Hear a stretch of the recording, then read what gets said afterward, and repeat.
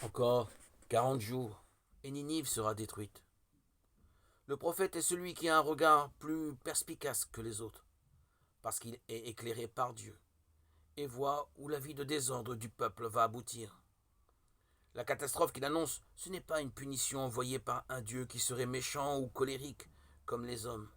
C'est tout simplement la conséquence du comportement des hommes qui conduit à la mort. Tout au long de l'histoire du peuple d'Israël, il y a eu des hommes qui se sont levés, inspirés par Dieu, qui ont osé dire à leurs contemporains, si vous continuez sur ce chemin d'injustice et de désordre, vous allez à la catastrophe. Jésus lui-même a supplié son peuple de se convertir, sous peine de manquer le jour de la visite de Dieu.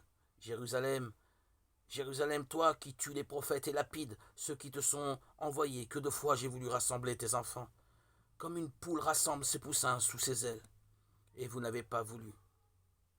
Eh bien, votre maison va vous être laissée. Luc 13, 34, 35. Et quand il déclare que du magnifique temple de Jérusalem, il ne restera plus pierre sur pierre, Luc 21, 5, 6. Il annonce ainsi ce qui va se réaliser en l'an 70, une quarantaine d'années après, lorsque le général romain Titus rasera le temple de Jérusalem.